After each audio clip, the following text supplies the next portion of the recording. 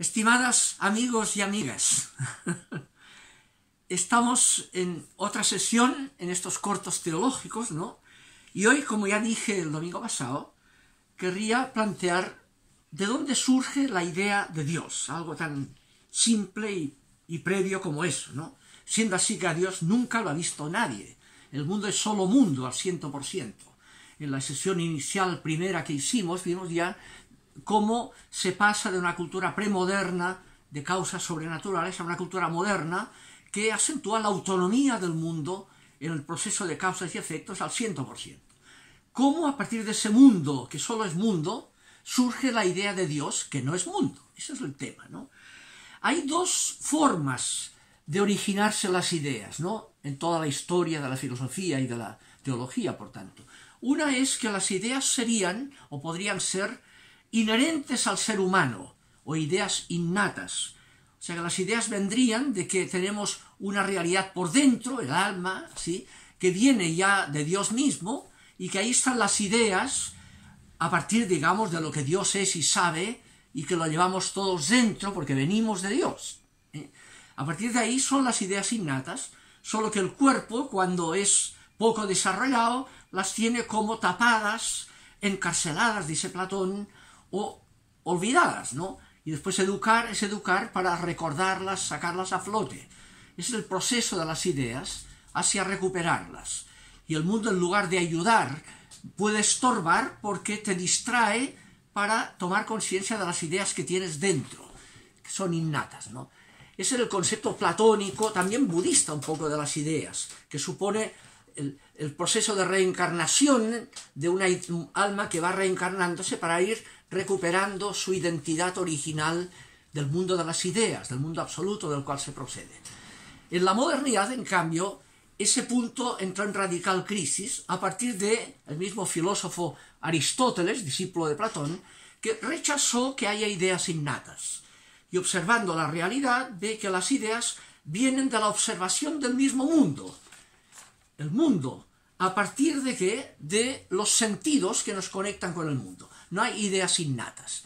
Todas las ideas vienen de la observación del mundo.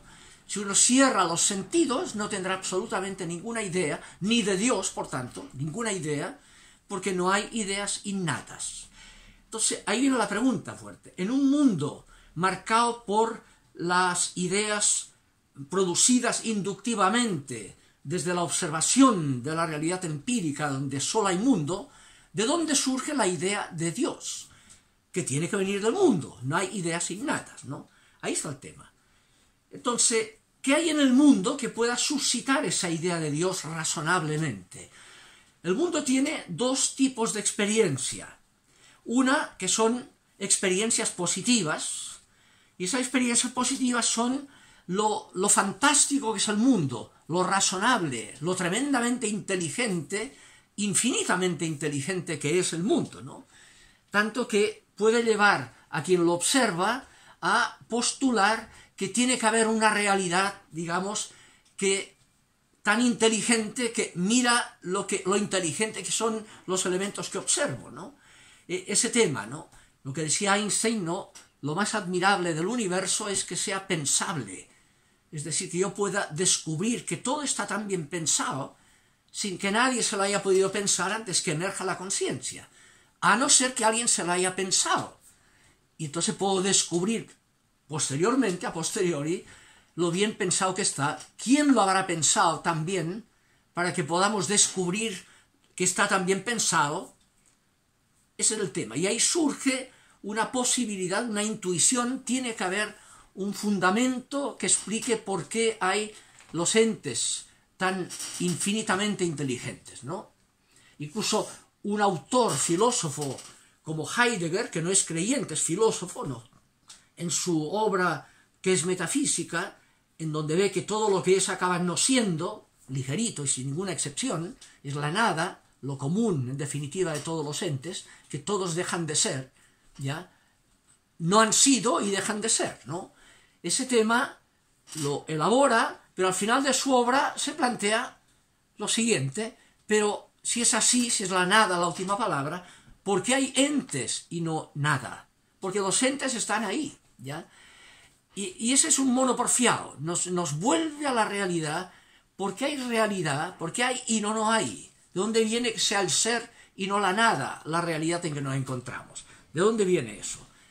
Esa lectura de lo positivo que hay en la realidad, el hecho de ser y lo fantástico que son los seres, lo bien montados que están, lo inteligente que es todo, sin que no, en las galaxias, en el mundo microscópico, incluso de los microbios y de los virus, ¿no? En el mundo de las hormigas, de las avispas, de todo lo inconsciente, lo inteligentes que son sin tener ninguna conciencia de que lo son, ¿ya?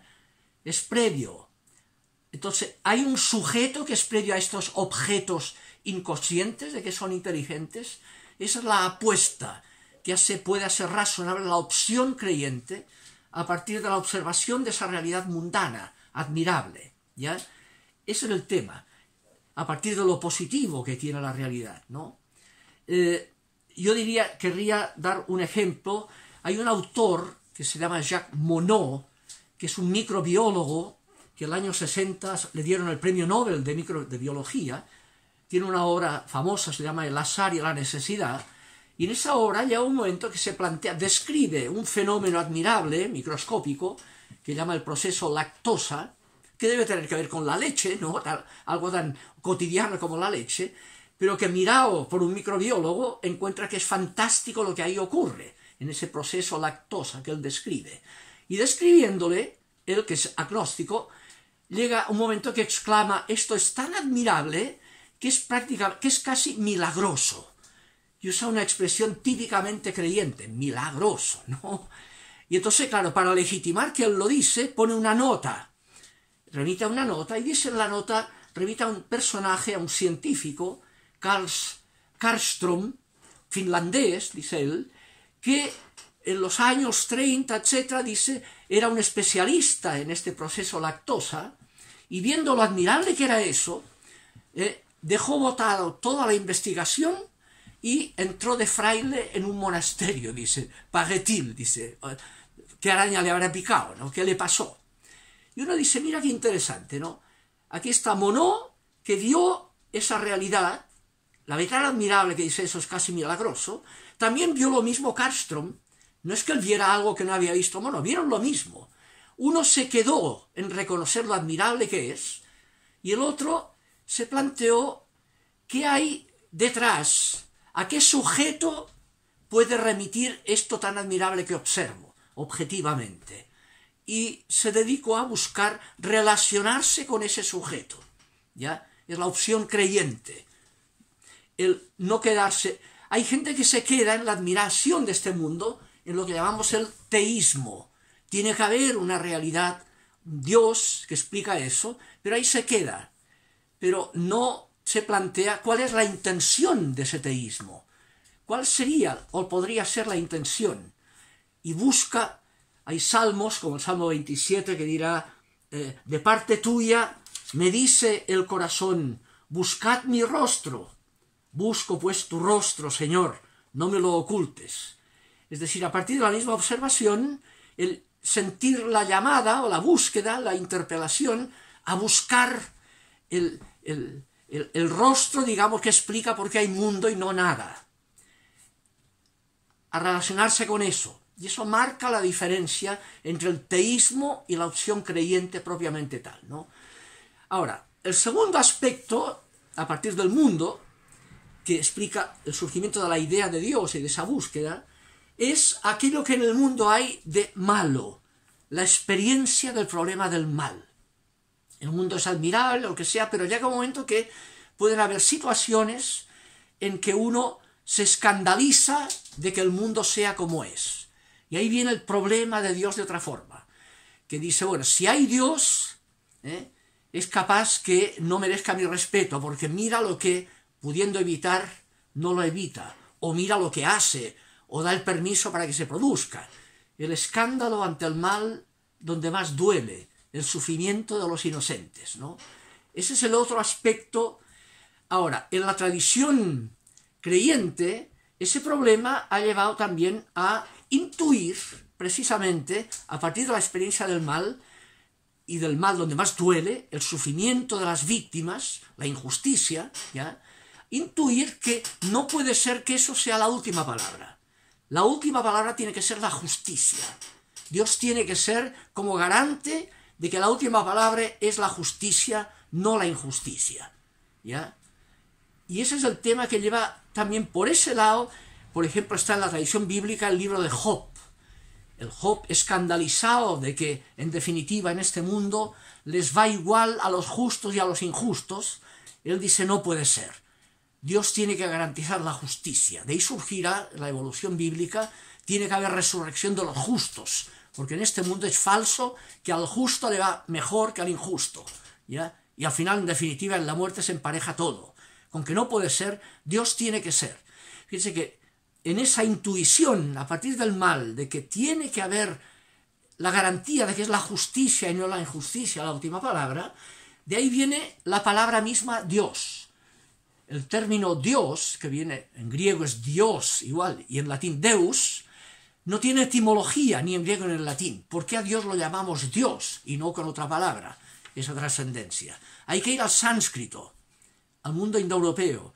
Y en el sánscrito esa raíz, diaus, tiene una connotación de altura y de luz.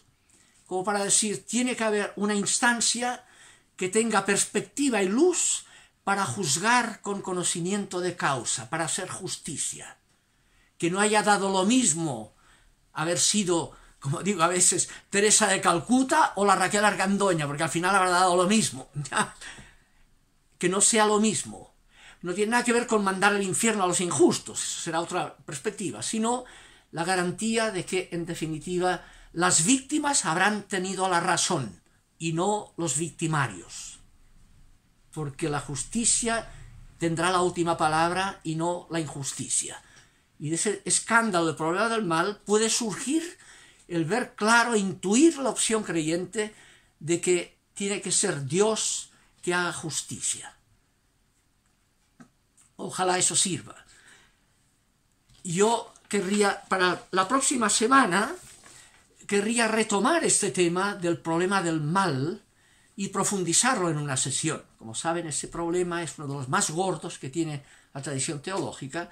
Hablaríamos de cómo ubicar el concepto de Dios o la realidad de Dios en esa experiencia en el mundo del mal, donde más duele el sufrimiento del inocente. Eso da para un tema, Lo haríamos el próximo domingo, si Dios quiere, ¿no? Que tengan un buen domingo y cuídense en esta plena pandemia. Ánimo, ánimo.